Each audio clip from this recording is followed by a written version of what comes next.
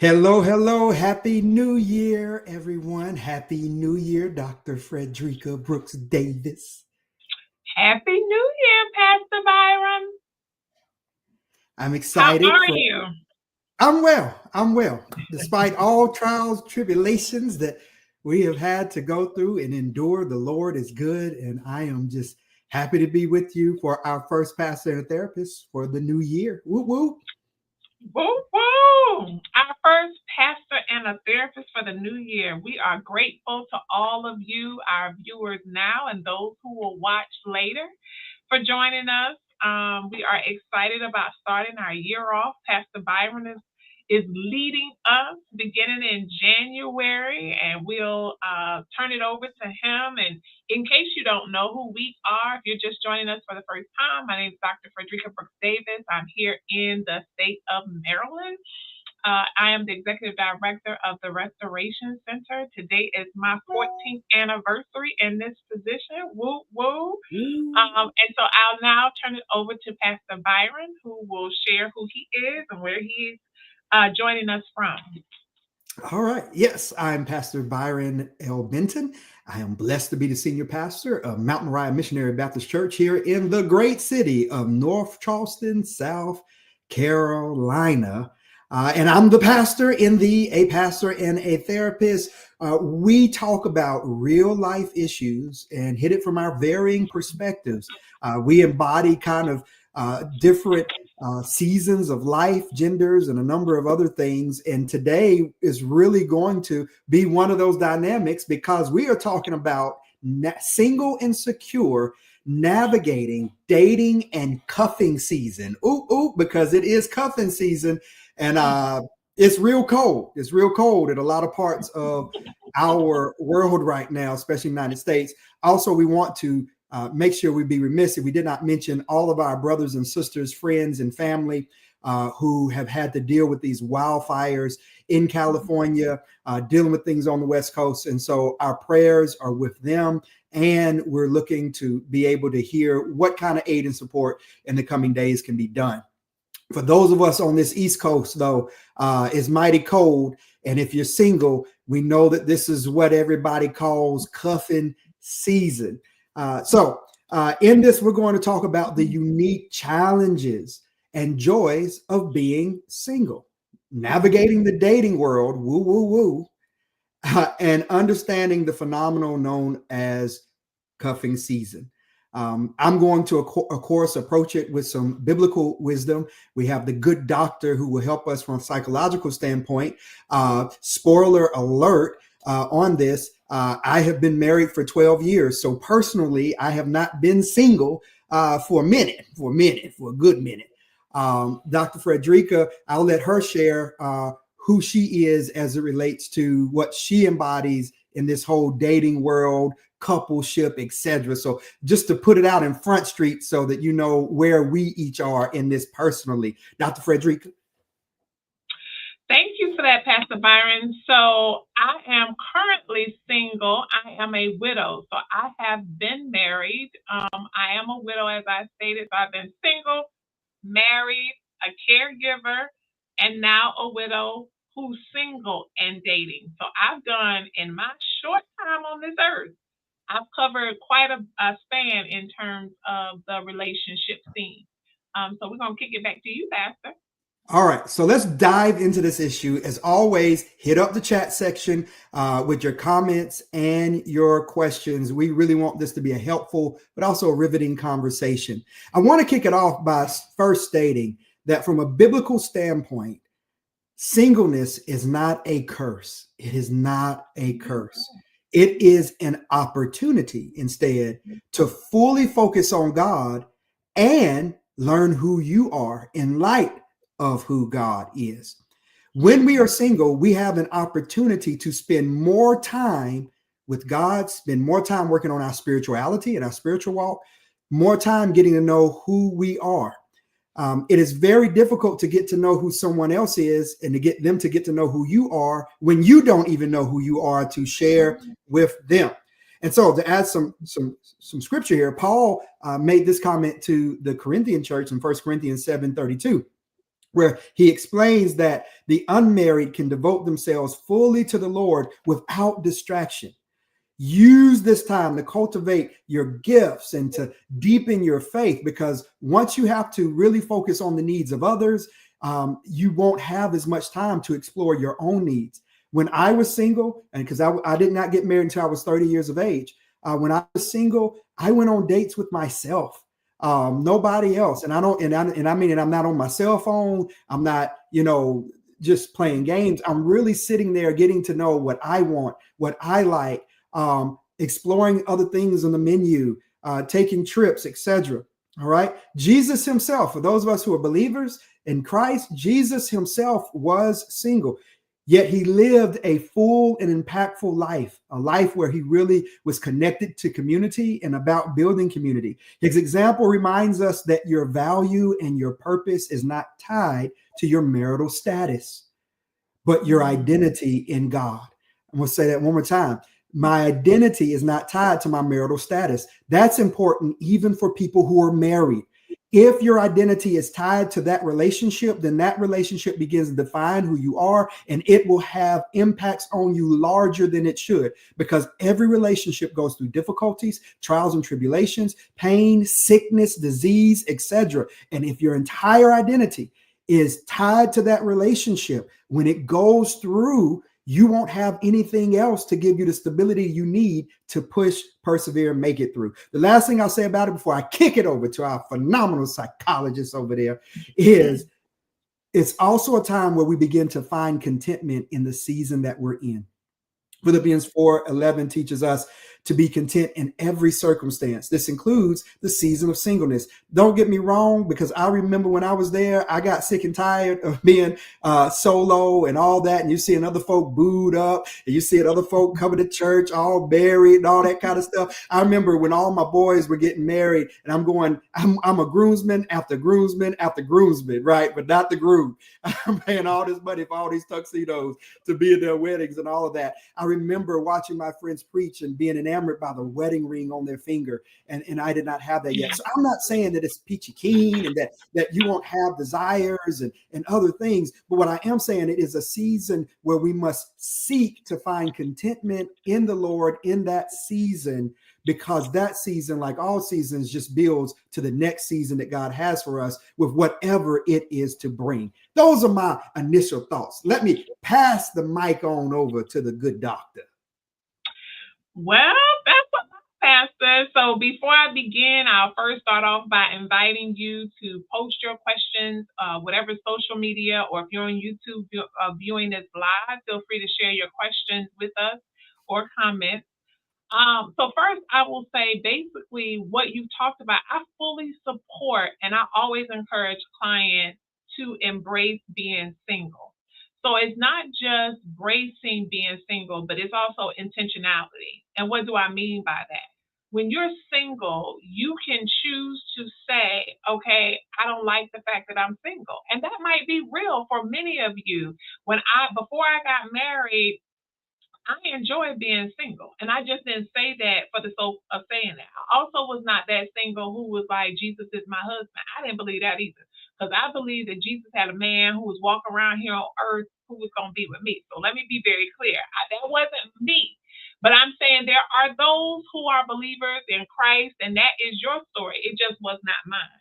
But I also was intentional in my season of singleness before I got married. And the reason being is that I was really committed at that time to building the ministry that I believe God had called me to. And so I knew in order to be married, I would have to be able to spend time with my husband. If we had children, have to devote it there.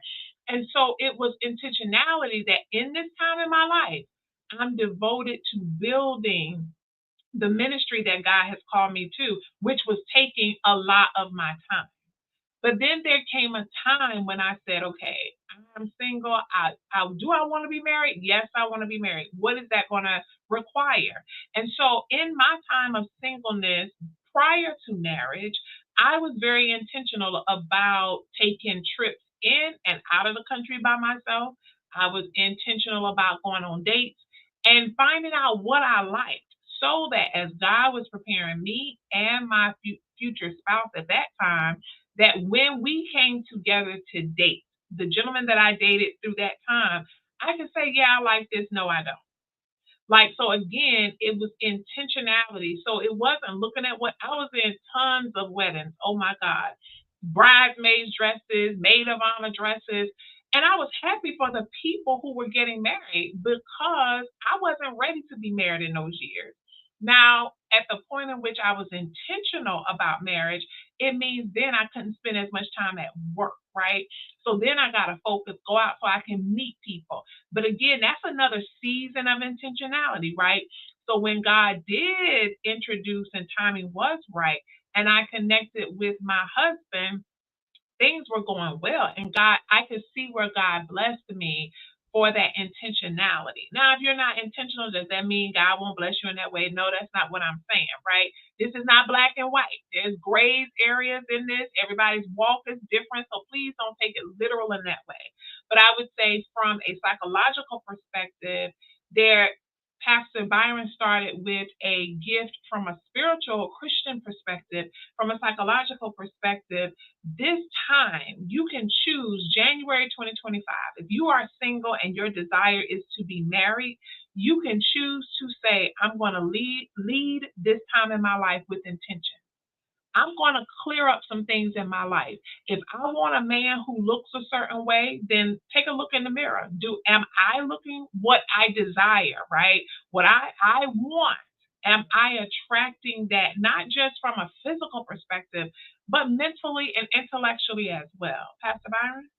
Yeah, well said. I think in the season of singleness, and as I recall my own journey, you can become self-aware in that season at a heightened level because you can spend more time with self to become aware, right? And so use that time. We all have flaws. What are the things that you should be working on, right?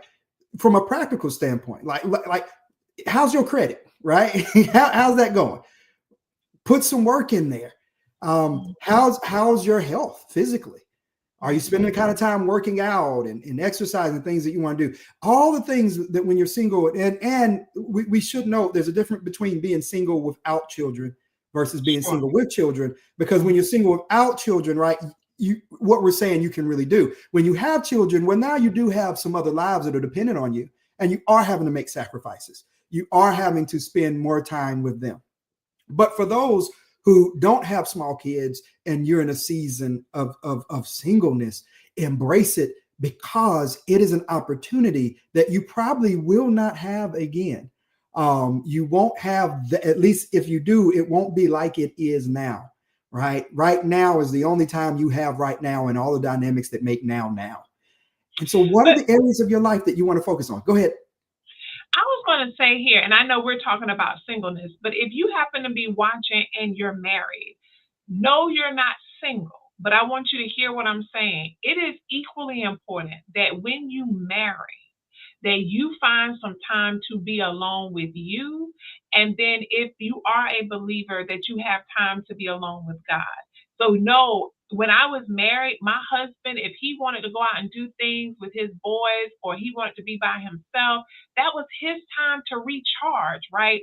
So, even as we have small children, as you have children, as you have other things when you get married, don't forget to lose who you are when you get married and allow that to be a part of your conversation with your mate, that in order for me to recharge, in order for me to spend time with the Lord and hear from him, then I want to be able to have some time that's mine, and then we can come together, have time that is ours as a couple, and then with our family if we have children. So I do think that that is important even for you as you're married, because I don't believe and I don't teach or counsel that when you get married, your life is not your own. I know that's what we often say, but there's a lot of people who are running on fumes because they don't value that time of self and being one with self. And then also, if you are comfortable and safe with who you are individually, you won't do as Byron suggested we shouldn't do, which is lose ourselves in our partner. Pastor Very well Byron? said. Yeah, what I heard as you were talking was this: you can't be interdependent unless you are independent first, right? A healthy marriage is interdependent. Yeah. That means I have agency and independence, and I am choosing to become interdependent, not Mhm. just dependent, right? It's a balance of dependency and independency, but with my mate, with my spouse, with my partner. Mhm. That's the key. Well, if you've never established independence, Mhm. then you won't be comfortable with somebody else's independence. It'll be a threat to your identity because you Mhm. haven't established who you are independently Mhm. from them. So Mhm. the interdependence, the two becoming one, as we say, right? The two, each part must have its own independence to then become interdependent. Otherwise, you will not operate as one because you don't know who you are, right? Think of it in terms of the body, right? If the hand does not know that it's a hand and it starts acting like a foot, well, the whole body's in trouble because the Mhm. hand's trying to walk and, and the hand can't walk. I need the hand to pick up and point and do stuff, right? So each part of the body has this independence. It's doing something separate from the rest of the body, but it's interconnected with the body so that it functions as a whole with the body. And that's all I was going to say about that. You got anything to add there, good doctor? You said that's all you were going to say. That's a whole lot. And that was some good stuff. I was just going to kind of take, if you will, what you were talking about and go into this whole dating with intentionality, right? Yeah, let's do it. That was a perfect, I think, segue into that. So now that I see that my singleness has purpose, it has intention, then I'm working on myself. I'm finding out, do I like seafood? Do I like going to the movies? Do I like this? What are my finances like? What matters here spiritually? Do I want to worship online, in person? As I'm discovering these things about myself, now I'm like, okay, I'm out here and I'm seeking to be intentional about the person that I date. So, this period of singleness, you're also asking yourself the question, do you want to be married? Because what I tell the couples when I work with them, guess what? When you decide you want to be married, you are choosing to compromise.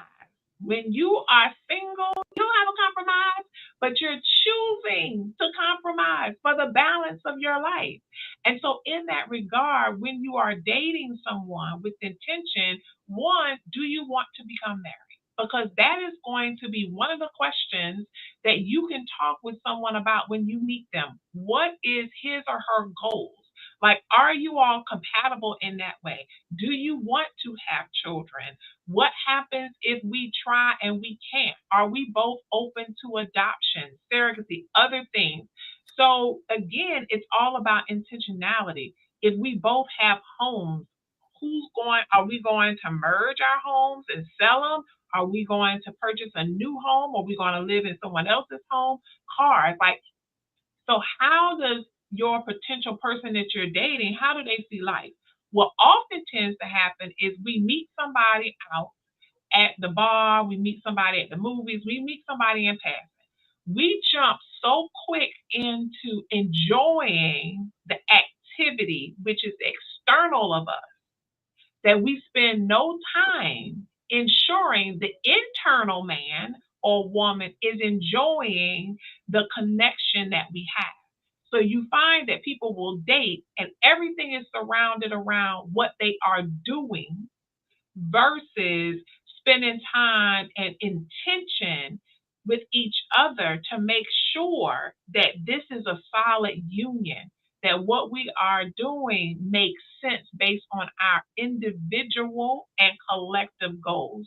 And finally, I will say, dating with intention, I already knew what God had called me to do as a Christian and my purpose in life. So my intention was whoever I was going to connect with, that they were going to complement what I was doing. But guess what? I would complement whatever he was doing. Didn't have to be in the same lane, but we both need to be clear about the call. And so if we're powerful with God's grace and with his strength and his might individually, coming together to partner, oh, you are forced to be reckoned with, Pastor Byron.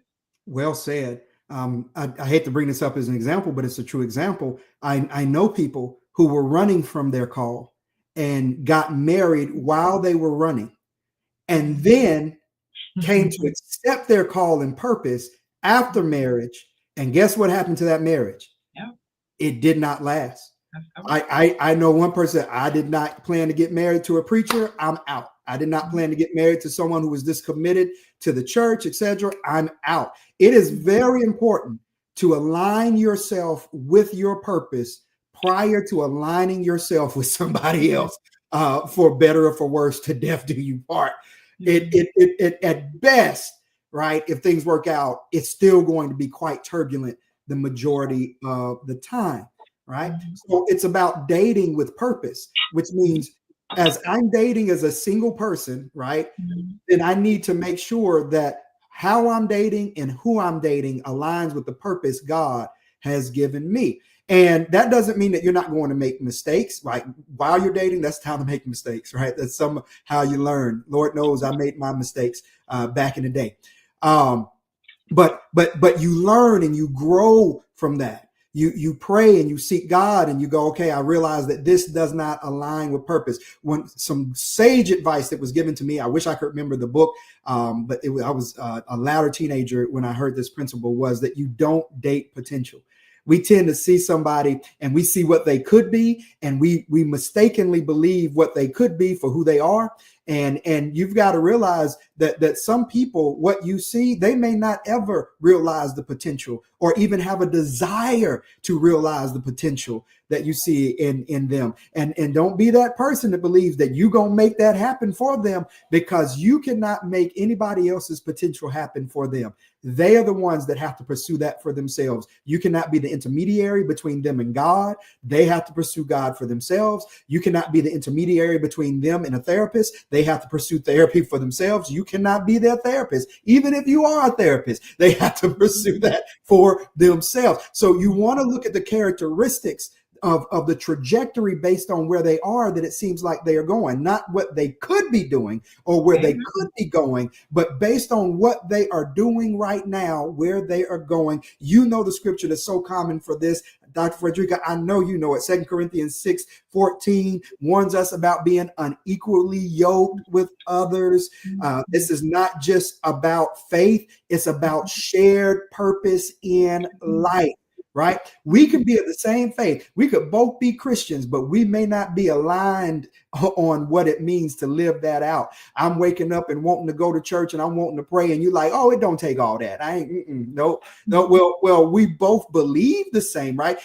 And so I assume because we believe the same theologically that was going to be a practical approach in this, that how I live out my faith and how you live out your faith are not congruent. They are not in alignment. So now we've got pretty serious tension, right, around that. The last thing I'll say that Dr. Frederica really hit on is where you really find this out is making sure that you are getting to know each other, that you're talking, that you're aligning on an internal level and not just a physical level, not just a lustful level, not just a hopeful level, but that you have the proper boundaries. I know it's jumping ahead a little bit, and things up and in place to make sure that the relationship is progressing healthily, and that you're not putting carts before the horses, which can impact sound judgment and wisdom. So date with intentionality. Be very intentional about what you're going to do, what you're not going to do, what's acceptable, what's not acceptable,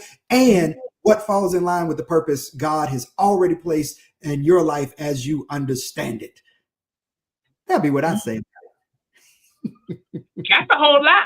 It is Amen. Amen. Amen. This idea around intention.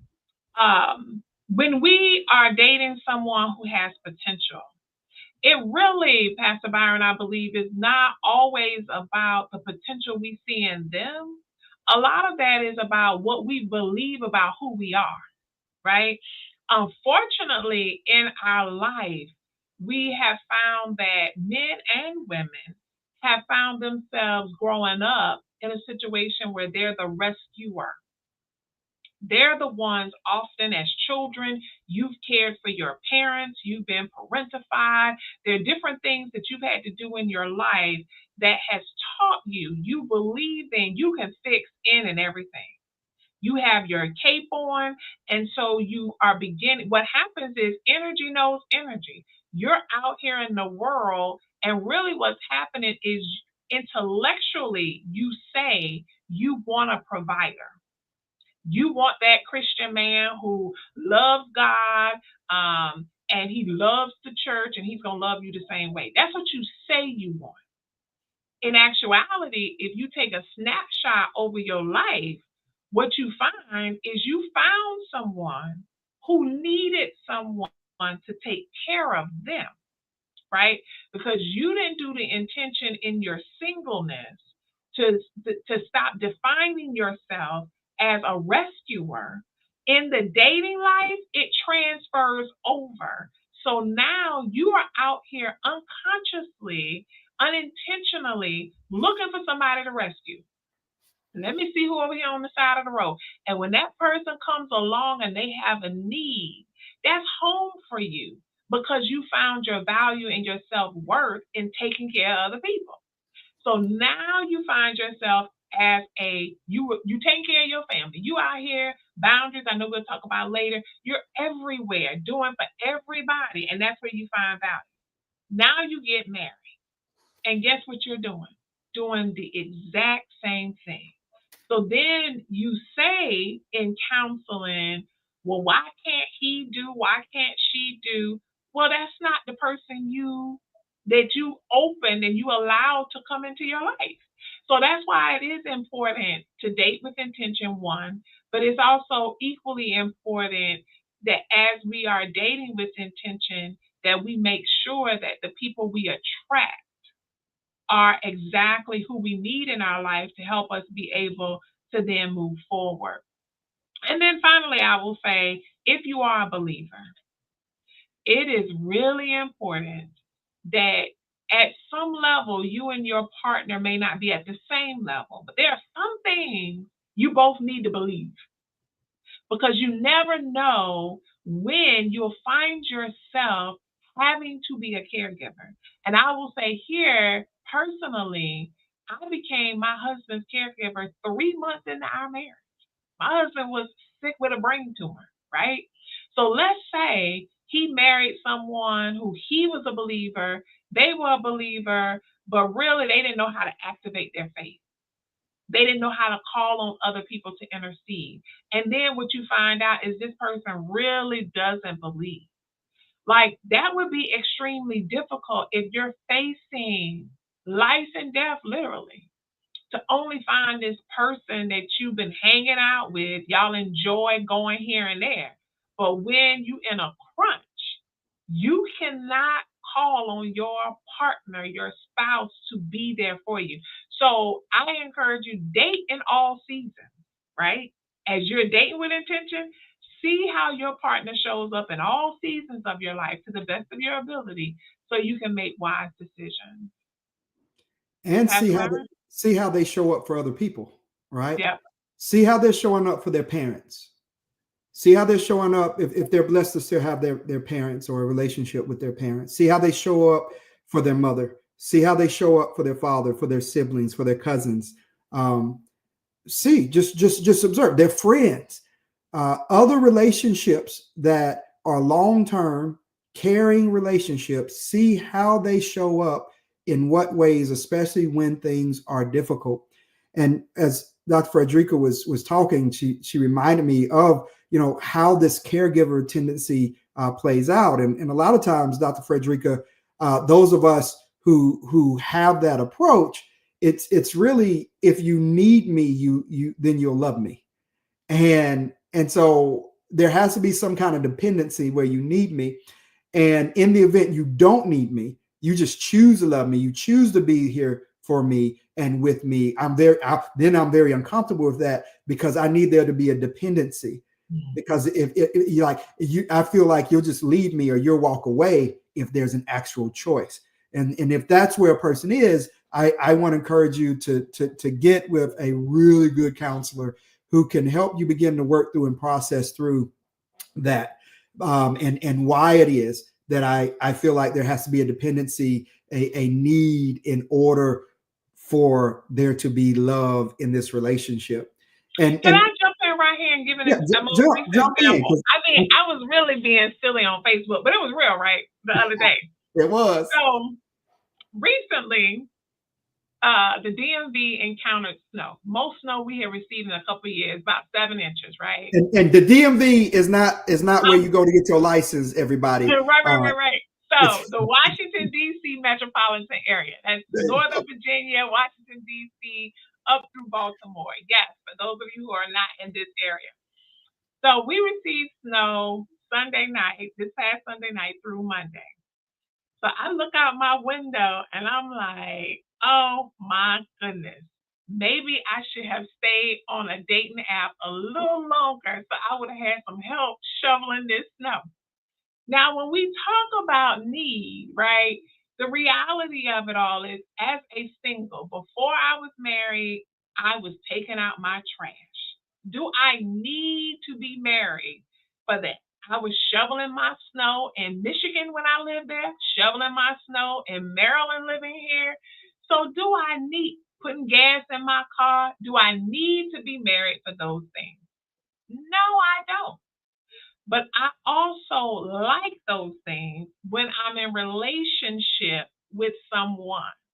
So if you're a single woman and your desire is to be married and you independent, when you choose to become married, your husband wants to know, or the person you're dating, that they are there for a purpose, right? So in other words, if your desire is to connect with someone who will do some of those things. Now I know this is not for all sisters because some sisters are married and they still want to do it all. Bless you in your ministry. For me in my house, there are certain things I don't want to do when I'm married. Call it me being Southern, call it the way my daddy raised me. But there's certain things through conversation I want to see my spouse do. Thank you, sweetie. Love it. So again, when we talk about need, that's a very I want to be careful that we are clear that when we are dating someone, when we're married, we understand that we both want to know that we're here for a reason and that you want me to be here, which is very different than that dependent need that I can't live without you, those types of things. It's two totally different things, but I just wanted to bring that in as a most recent example. And yes, I shoveled my own snow. And if we get snow this week, I'll shovel my own. And that's fine until the right person comes along that then they can come and shovel my snow. Thank you. That actually is a great segue to cuffing season, right? Because I think a lot of people who feel the way you feel, Dr. Frederica, and know that, okay, technically I can do this, I can shovel my own snow, but I prefer not to get into relationships during the cold, wintry months, not because it's purposeful, not because it's intentional, not because it's equally yoked, but because there's just a desire to be with someone when the weather is cold outside, right? Reminds me of Ecclesiastes chapter 3:1. To every season there is, or to everything there is a season, right? And so people take that scripture and are like, well, I guess it's cuffing season. No, that's not how that scripture applies to your life, right? Entering into a relationship out of a seasonal loneliness, it really makes us vulnerable. It really makes us susceptible to manipulation, a number of other things. And so, I think it's helpful for us to first just define what cuffing season is, because people may have different definitions for it. What we're defining as, for the purposes of this conversation, is getting into a relationship during the winter months, right? That December, January, February is time, just because I don't want to be alone. I don't want to shovel snow. We don't have that problem here in Charleston. But for those of you in the DMV, other areas, I don't want to shovel snow. I don't want to be in the house by myself. I just want to be with somebody. That's how we're defining it. Proverbs 19:2, here's another one, teaches us desire without knowledge is not good. How much more will hasty feet miss the way? It's crucial to discern your motives before rushing into a relationship or into cuffing season. Assess your motives. Why is it that I want to be in a relationship right now? Is it because it's snowing outside? Is this really my season, right? Going back to Ecclesiastes, there's a season for everything. Is this really my season, or am I trying to fit into cuffing season?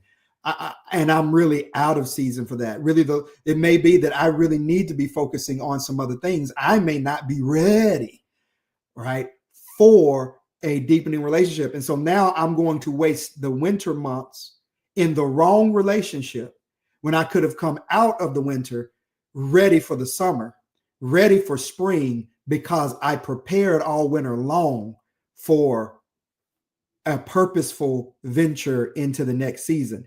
And here's the last thing I'll say about it. If you do have a desire to be married, you do feel that that's purposeful, you know, all of those different things. What if you spent all your time with the wrong person during the winter months, and then you met the right person coming right into the spring months? But because you wasted your time with the wrong person, you weren't ready for the right person. And now you've got to watch that right person. That everything that seemed that you wanted, but you aren't ready to receive them because you didn't prepare for them, because you were out of season, cuffed up. Let me pass it over to the good doctor. What you think about that, good doctor? I think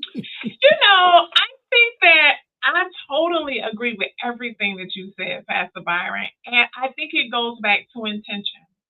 So, who Byron was just talking to is the person who desires to have a healthy, loving relationship, who desires to have a partnership with someone that could potentially lead to marriage.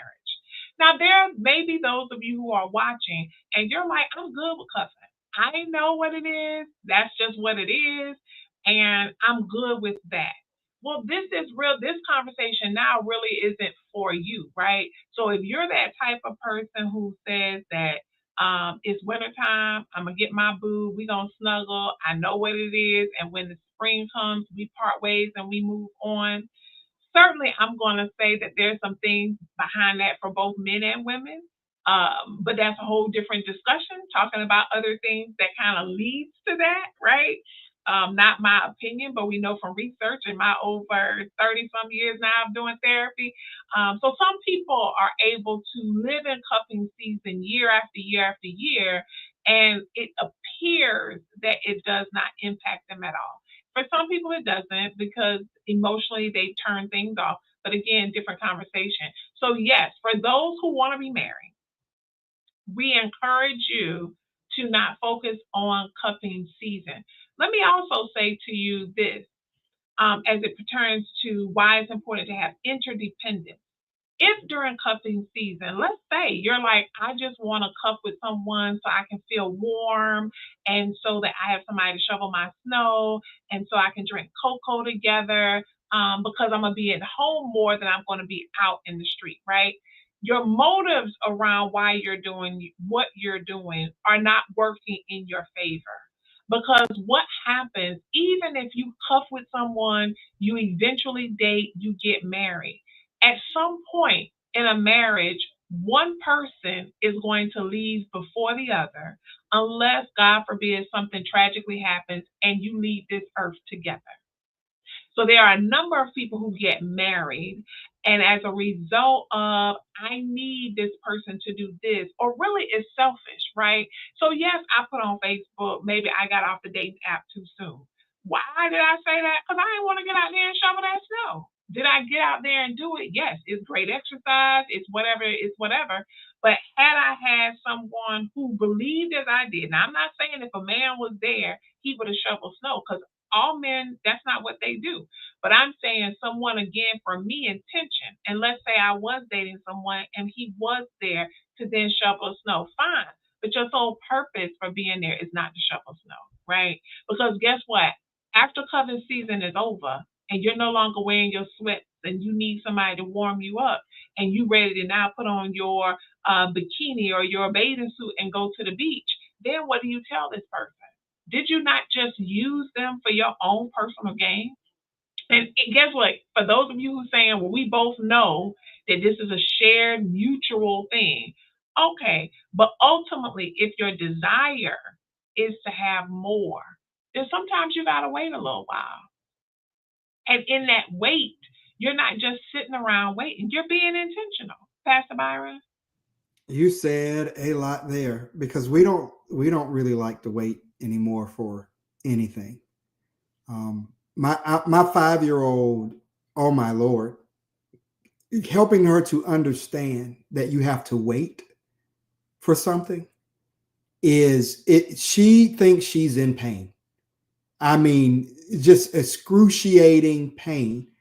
But watching her, right, has caused me to see how we act the same way as adults.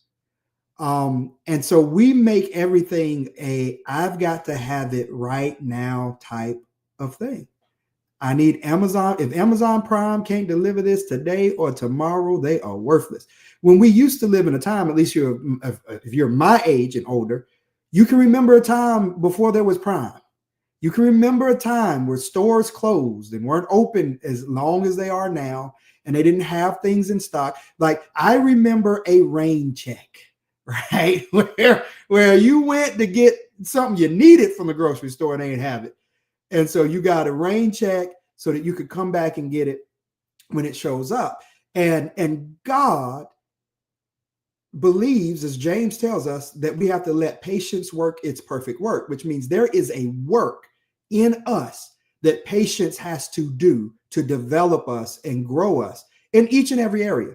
And that's in any relationship, including waiting to be intentional and connect with the right person so that there's equal yoking there and not just jumping into situationships and situationship after situationship, causing me to be so fragmented that I can't really be in a healthy relationship with someone where I can really give myself over to that person and in a way that a healthy marriage allows me to do.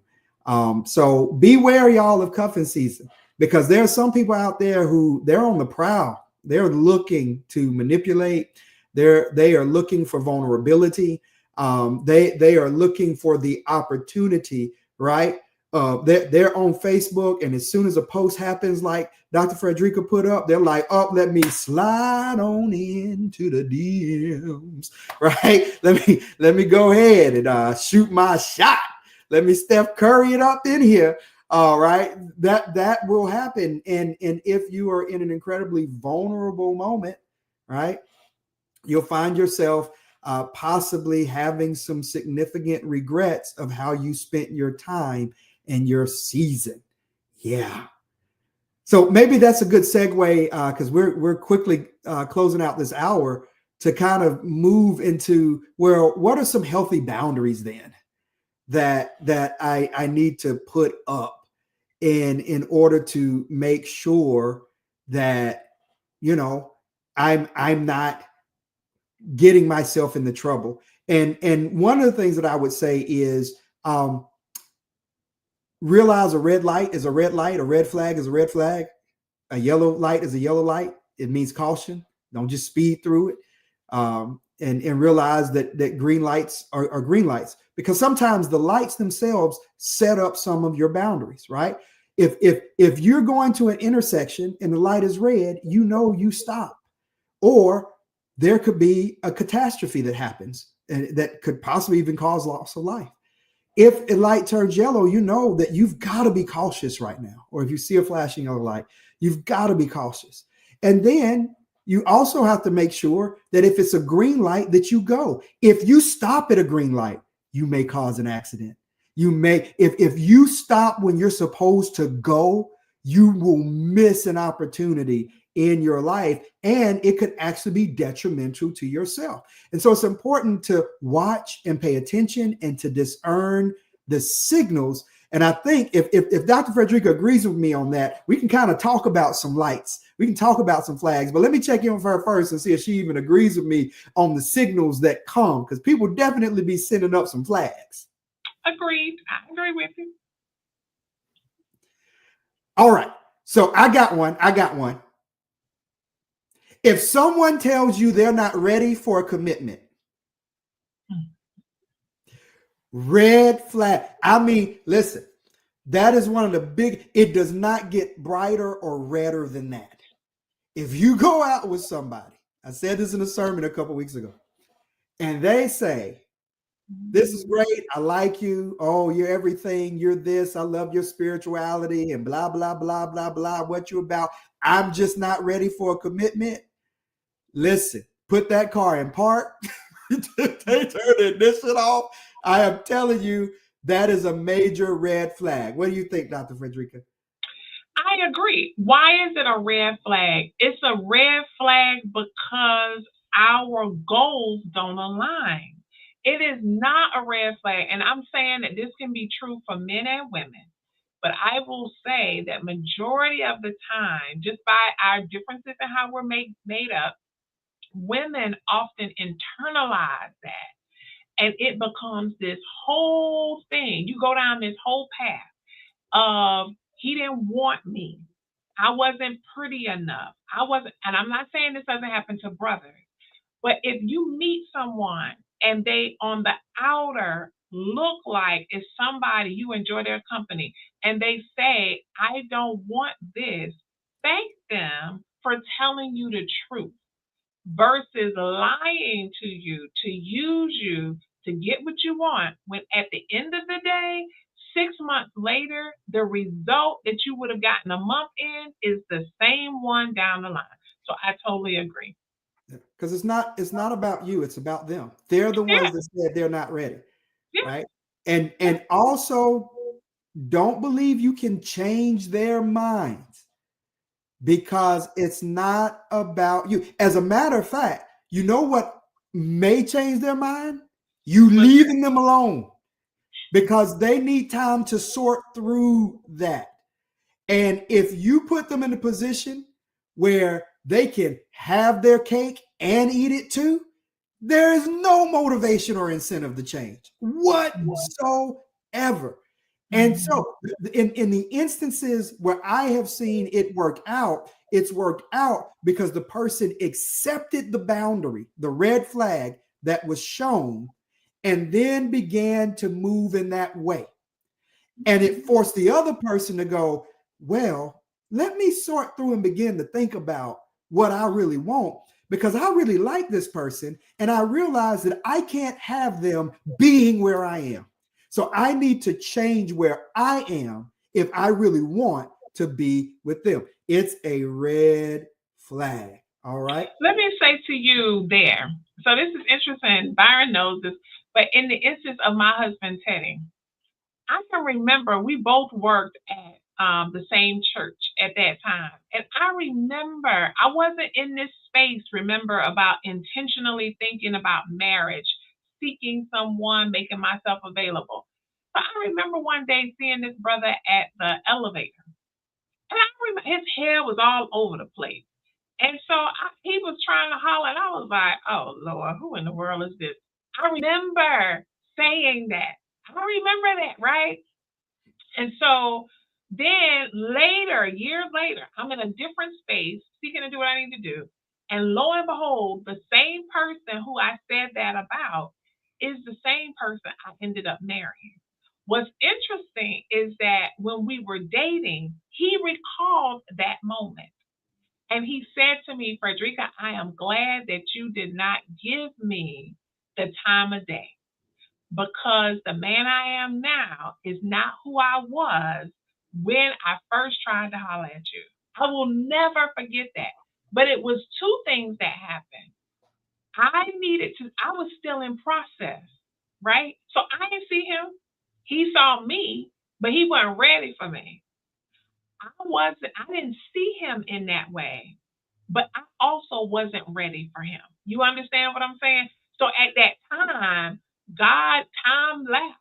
We were both doing some intentional individual work, and then we came back together at a different time when we were different people. So it is important. What's another flag you have or Yeah. like? Well, I just got to share this story because for Yaz and I, um, I was ready when I started pursuing her to date. Of course, we had known each other, we worked at the church all the time together, etc. We were dating other people, all that. I pursued her heavily, and she made it known that she likes me. I'm everything, blah blah blah blah blah blah. But she wasn't ready for a relationship, and so after about 3 months of that, I backed off. Like I told her, I said, look, you know how I feel. Like I've laid it all out there. I'm backing off because it was only going to set me up for her. And it was only going to keep her from doing the work she needs to do to get ready. And now she couldn't stand it. Because when I tell you I put boundaries up, I put boundaries up. It was like I'm not gonna be talking to you like we dating or anything like that. It's gonna be back to you have been friend zoned. You are in the friend zone, and it's going to stay that way. And so even with how much I text, how much I engage, it's going to be shorter, all of that.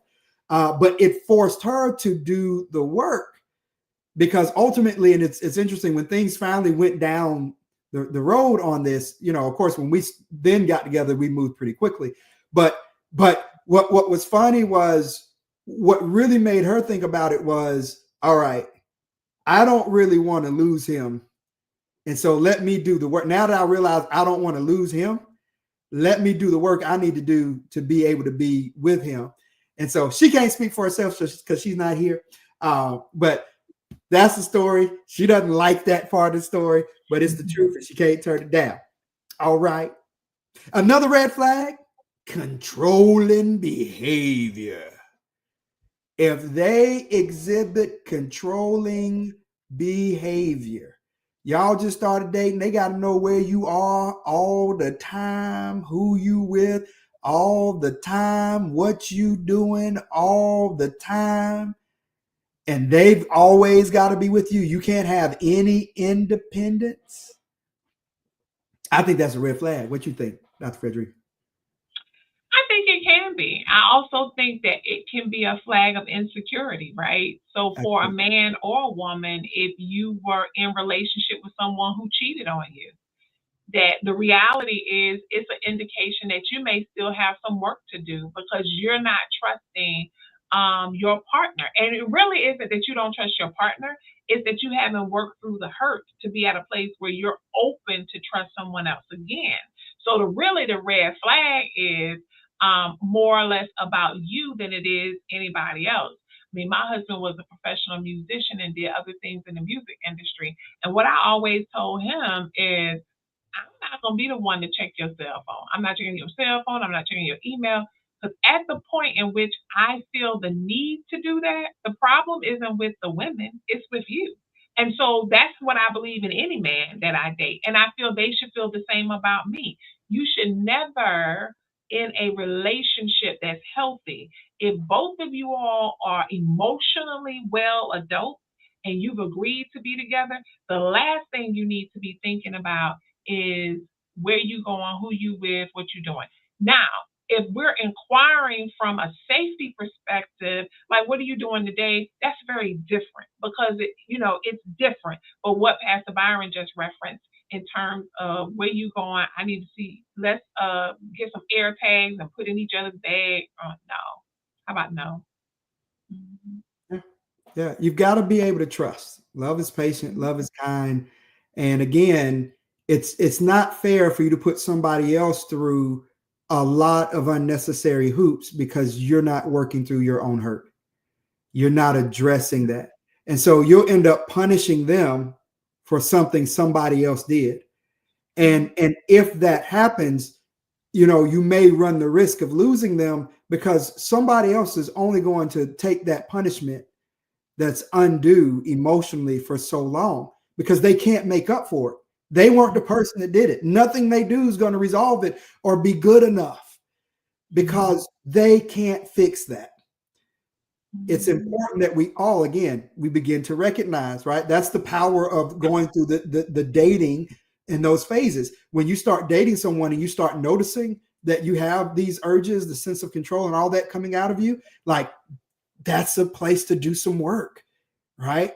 But that's also a place to make sure, if you're the other person, that you understand that you're limited on what you can do in order to accommodate what they're going through with that, because you're not necessarily the issue. Of course, this is assuming both parties are trustworthy, both parties are healthy, and that kind of thing. Because also remember, when you just start dating, you're not necessarily exclusive or anything like that. Like, you've got to have those conversations and get to a place to where there's agreement, and to know and be aligned on what are you doing in your relationship, where is your relationship, and are you on the same page with it?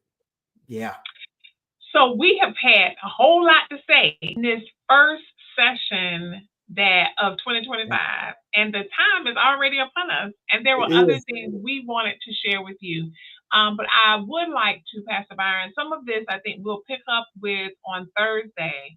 So our next session will be the 23rd, so next week at 12 o'clock. So join us again. We'll finish up, but we'll also pick up on some other areas as well. But I would also want to acknowledge before we end today that if you are listening now on the replay, you are single, you are being single with intention, your desire is to be married, and you have not yet met that person. I do want to acknowledge and want you to know that we understand that it's not easy in this waiting season.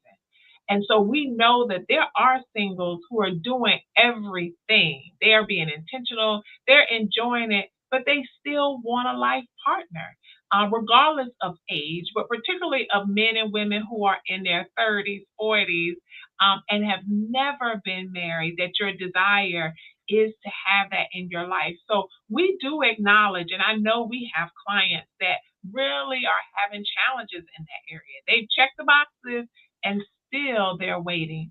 So, in those moments, if you need to, I encourage you to seek therapy, to process with someone, to talk about how you're feeling versus social media. It may not be good to talk to some of your girlfriends who are married or your boys who are married because they're not currently in that space. So find you a good supportive community that can give you wise counsel. So when you get weak and vulnerable, you will still stay the course, trusting and knowing that your person is on the way. Pastor Byron. Yeah, in line with that too, we're mindful that there are many of us who are single again, newly. Your spouse recently passed away, and even the thought of moving on and things of that nature is something that you just can't even emotionally even comprehend or want to even move towards. Just how that pain is. So we acknowledge you, my brother. We acknowledge you, my sister. We also acknowledge those, as Dr. Frederica said, have checked all the boxes and also have been waiting and done everything they know to do to have children. And now you're 40, 50 years old, and that season just has not come. And that's a place of grief and pain for you. We acknowledge you as well. And I believe there's some things that we can do and sessions we can have with pastor and a therapist, where we tackle some of these other issues. I think what we wanted to close out on here is there's a lot of different types of single. Mhm. There's a difference between a 23-year-old coming out of college single, and a 35-year-old divorcee or widower, versus a 70-year-old person who is single or single again for whatever reason. Um, what I want to tell each of you is that God still has purpose, though, for you, love for you, healthy relationships, whatever they may be, whether it is of that intimate nature or not, marital or not, for you, that there is great life and purpose for you. And it is beautiful. It is amazing. It is meaningful. And it is beyond what our wildest imaginations could even comprehend. So, my brother, my sister, please be encouraged, be well. There is purpose in this season for you, no matter what this season is. Amen. Amen. Thank you for joining us now. Thank you for watching the replay. Please be sure to like and subscribe to a Pastor and a Therapist YouTube page. Be sure to share this with others. If you have topics you'd like for us to discuss, please feel free to send those to us. And we look forward to seeing you, God willing, next Thursday. Yeah, next Thursday, the 23rd of January at 12 p.m. Take care and have a blessed day. Bye.